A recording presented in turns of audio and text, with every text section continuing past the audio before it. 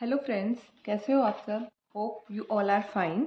Estate exam की preparation हमने start की थी। 3 क्वेश्चन पेपर हम ऑलरेडी सॉल्व कर चुके हैं पीजीटी केमिस्ट्री के लिए। एस्टेट 2022, 21 एंड 2020 तीनों पेपर सॉल्व कर चुके हैं। हम सॉल्व कर रहे हैं अभी एस्टेट 2019 का। इसके भी 2 पार्ट्स ऑलरेडी अपलोड कर दिए हैं हमने चैनल पे। सो आज हम आगे प्रोसीड करते हैं। Question number 111। चैनल को लाइक, शेयर और सब्सक्राइब ज़रूर करना ताकि आपको हर एक वीडियो की अपडेट मिलती रहे। ठीक है। पहला question, carbon monoxide hydrogen gas catalyst absorb करके हमारा क्या बना रहा है, मिथेनॉल बना रहा है। हमसे पूछा गया है कैटलिस्ट कौन सा यूज होगा इस रिएक्शन में।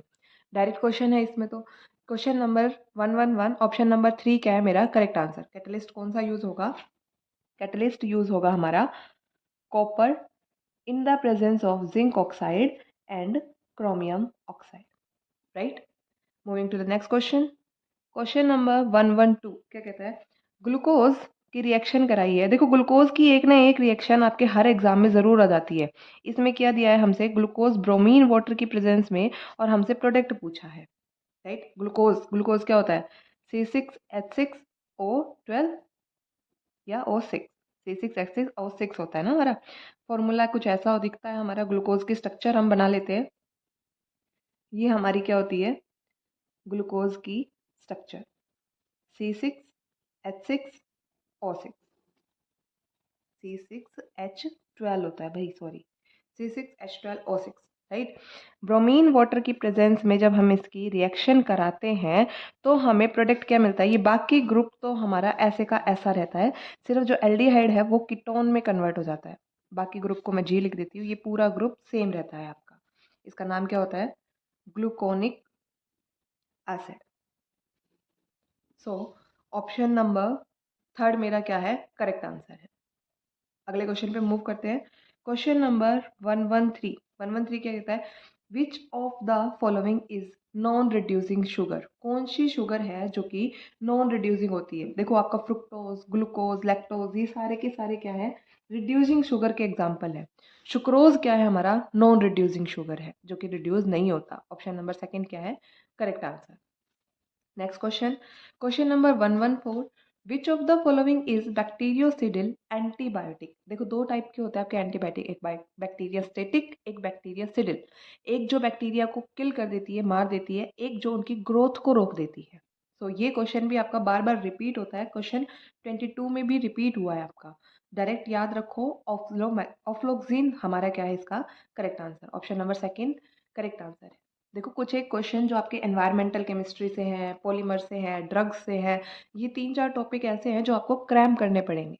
वाइटामिन्स हैं, मैंने ये 2-3 वीडियो अपने चैनल पे डाल दिए हैं, आप जाके चेक ज़रूर करो। इनसे एक क्वेश्चन 100% गारंटेड आता है। ठीक है। अगले क्वेश्चन पे मूव करते हैं। क्वेश्चन नंबर 115 क्या कहता है, which of the following has E configuration. किनकी ई कॉन्फ़िगरेशन होगी, पहले हम सारे ऑप्शंस को बना लेते हैं। 115 ये सब हमें क्या दिए हैं, ऑप्शंस में दिए हैं। ये चारों ऑप्शंस हैं हमारे। देखो भाई हम यही चाहते हैं कि हमारे चैनल के थ्रू आपका टाइम वेस्ट बिल्कुल भी ना हो, एकदम सटीक आपको सीधे फटाफट से आपकी प्रिपरेशन हो जाए। राइट। देखो हम क्या करेंगे अब इनमें, प्रायोरिटी रूल के अकॉर्डिंग जिसका एटॉमिक नंबर ज़्यादा है उसकी प्रायोरिटी ज़्यादा होगी। कान इनगोल प्रीलॉग रूल जो हम आरएस में अप्लाई करते हैं वही यहाँ अप्लाई होंगे। क्या होगा देखो, जैसे यहाँ हाइड्रोजन है, क्लोरीन है, तो हाइड्रोजन का एटॉमिक नंबर ज़्यादा, इसकी प्रायोरिटी ज़्यादा, हाइड्रोजन को सेकेंड। यहाँ पे भी ब्रोमीन और क्लोरीन, ब्रोमीन का एटॉमिक नंबर ज़्यादा, क्लोरीन का कम, तो ब्रोमीन को 1, यहाँ पे 2। ऐसे ही इन सारे एटम्स को हम प्रायोरिटी देंगे। हाइड्रोजन को 2 देंगे, क्लोरीन को 1, यहाँ पे क्लोरीन ब्रोमीन में से ब्रोमीन को 1, क्लोरीन को 2। यहाँ से मिथाइल है और ब्रोमीन है, ब्रोमीन का एटॉमिक नंबर ज़्यादा है कार्बन से, तो यहाँ पे हाइड्रोजन है, यहाँ पे क्लोरीन है। राइट। यहाँ पे मिथाइल और हाइड्रोजन, हाइड्रोजन को 2, मिथाइल को 1, यहाँ पे ब्रोमीन को 1, क्लोरीन को 2। अब देखो यहाँ पे सेम प्रायोरिटी के ग्रुप डिफरेंट साइड पे है, डिफरेंट साइड पे है तो उनकी इलेक्ट्रॉनिक कॉन्फ़िगरेशन होती है ई। अगर सेम प्रायोरिटी के ग्रुप सेम साइड पे है, जैसे यहाँ 1 1, तो इसका होगा जेड। यहाँ पे भी जेड कॉन्फ़िगरेशन और यहाँ पे भी जेड। हमसे यही पूछा गया था किसकी इलेक्ट्रॉनिक कॉन्फ़िगरेशन ई होगी, तो यहाँ पे कौन सा है हमारा, ऑप्शन नंबर 1 क्या है, करेक्ट आंसर है। राइट। मूव करते हैं अगले क्वेश्चन पे। Question number 116। चैनल को लाइक, शेयर, सब्सक्राइब करना तो बनता है भाई, इतनी मेहनत हम कर रहे हैं, थोड़ा आप भी कर लो, hit the like button. Which of the following is not a common component of photochemical smoke? Photochemical smoke का कॉम्पोनेंट नहीं है। यही सेम क्वेश्चन 22 में भी रिपीट हुआ है। क्या है इसका आंसर? क्लोरोफ्लोरोकार्बन हमारा फोटोकेमिकल स्मोक का कॉम्पोनेंट नहीं होता, और इसी को क्या कहते हैं? लंदन स्मोक भी कहते हैं।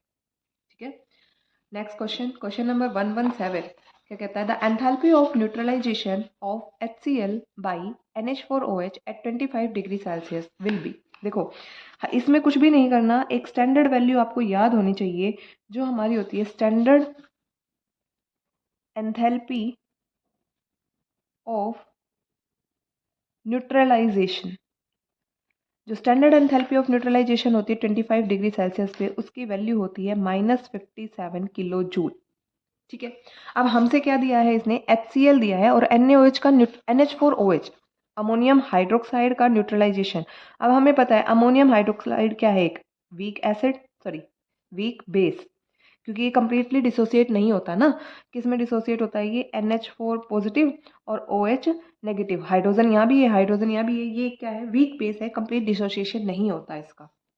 तो जो हमारी एंथैल्पी ऑफ न्यूट्रलाइजेशन है वो पॉजिटिव तो होगी नहीं, तो ऑप्शन नंबर 4 तो मेरा कैंसिल हो गया। हमेशा क्या होगी? नेगेटिव होगी। और वीक बेस है, कंप्लीट डिसोसिएशन नहीं होगा, तो इसकी वैल्यू स्टैंडर्ड से कम होगी, less than the standard value. Standard value से कम होगी मतलब -57 से कम होगी। 57 से कम कौन सा? ये रहा, -51.34। राइट, ऑप्शन नंबर 2 क्या है? Correct answer. माइनस यहाँ सिर्फ साइन दिखा रहा है कि हमें एंथैल्पी सप्लाई कर रहे हैं। ठीक है, तो 57 से कम होगी तो कितनी होगी? -51.34 kilo joule. Option number second मेरा क्या है? Correct answer. Moving to the next question, question number 118, 117 हो गया, 118। Spin only magnetic moment in the strong field of D6 ion in octahedral complex। क्या दिया है इसने? D6 octahedral और लिगेंड कैसा दिया है हमें? स्ट्रॉन्ग फील्ड लिगेंड दिया है।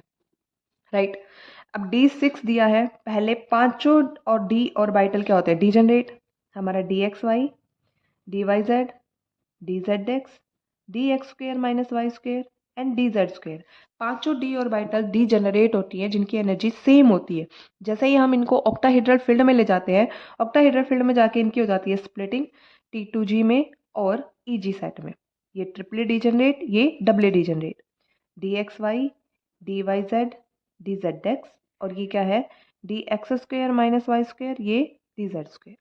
6 इलेक्ट्रॉन की फिलिंग करनी है, 1 2 3 4 5 और ये 6। ठीक है, अब हमें दिया है ऑक्टाहेड्रल में स्ट्रॉन्ग फील्ड एनवायरनमेंट है। स्ट्रॉन्ग फील्ड मतलब पेयरिंग करा देगा इलेक्ट्रॉन की, 1 2 3। अब क्या होगी? Pairing 4 5 and 6। हमसे पूछा क्या है? मैग्नेटिक मोमेंट पूछा है इसने। देखो, spin only magnetic moment, spin only magnetic moment, magnetic moment का सिंबल होता है म्यू। फॉर्मूला क्या होता है? √4s इंटू s+1, और यूनिट क्या होती है इसकी? डिबाई। डिबाई और सिंबल क्या होता है डिबाई का? Capital D। ठीक है, अब यहाँ स्पिन देखो, स्पिन हम निकालें, ये +½ ये -½ कैंसिल कर दिया, +½ -½ एक दूसरे को कैंसिल कर दिया, ये भी +½ -½ तो टोटल स्पिन क्या आ गई? 0। फॉर्मूले में रखोगे तो म्यू की वैल्यू भी क्या आ जाएगी? 0 debye. So option number second मेरा क्या है इसका? करेक्ट आंसर है। राइट, अगले क्वेश्चन पे मूव करते हैं। क्वेश्चन नंबर 119, 119 क्या कहता है? Which of the following does not give iodoform reaction. देखो, आइडोफॉर्म, टोलन या फिर फैलिंग, इन तीनों में से एक ना एक क्वेश्चन जरूर आ जाता है। इसने इस बार क्या पूछ लिया? आइडोफॉर्म रिएक्शन कौन सा नहीं देगा। आइडोफॉर्म रिएक्शन देने के लिए आपके टर्मिनल पोजीशन पर हमारा या तो C≡O ग्रुप होना चाहिए या फिर COH CH3 ग्रुप होना चाहिए, या तो मिथाइल कीटोन होना चाहिए या फिर मिथाइल अल्कोहल। ये क्या है? मिथाइल कीटोन, और ये क्या है? Methyl alcohol group terminal position पे होना चाहिए। अब देखो यहाँ पे ये क्या है? एल्डिहाइड नहीं है ना टर्मिनल पे, मिथाइल ग्रुप नहीं है इसमें, तो मेरा ऑप्शन नंबर 1 ही करेक्ट आंसर है। आगे वाले और चेक कर लो, ये देखो टर्मिनल अल्कोहलिक ग्रुप रहा मिथाइल अल्कोहल, यहाँ टर्मिनल कीटोन रहा, यहाँ पे भी टर्मिनल कीटोन है, तो ये सेकंड, थर्ड एंड फोर्थ तो आइडोफॉर्म टेस्ट देंगे, लेकिन हमारा फर्स्ट आइडोफॉर्म टेस्ट नहीं देगा, राइट। अगले पे चलते हैं, क्वेश्चन नंबर 120। 120 क्या कहता है? The carbonyl compound which is most reactive in addition of HCN is. 120 question क्या कहता है?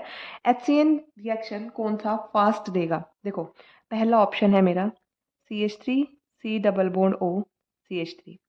सेकेंड ऑप्शन है मेरा CH3 CH2, यहाँ पे C double bond O H। Third option है मेरा CH3 C double bond O H।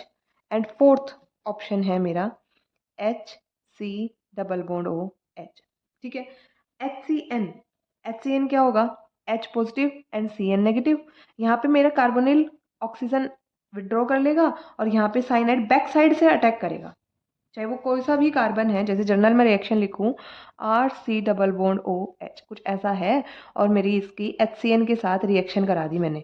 Oxygen electron withdraw करेगा, यहाँ पे आएगा पार्शियली नेगेटिव चार्ज, और ये क्या है? कार्बन जनरेट करेगा partially positive, cyanide back side से अटैक करेगा। अब बैक साइड से अटैक कर रहा है मतलब बैक पे तो फिर जगह होनी चाहिए ना अटैक करने लायक। मतलब देखो, यहाँ पे मिथाइल ग्रुप कुछ बड़े बड़े ग्रुप हैं, बैक साइड से नहीं आने देंगे। यहाँ पे मेरे हाइड्रोजन छोटे छोटे ग्रुप है, आराम से आ जाएगा। मतलब जितना ज़्यादा स्टेरिक हिंड्रेंस उतना ही less reactive. More the steric hindrance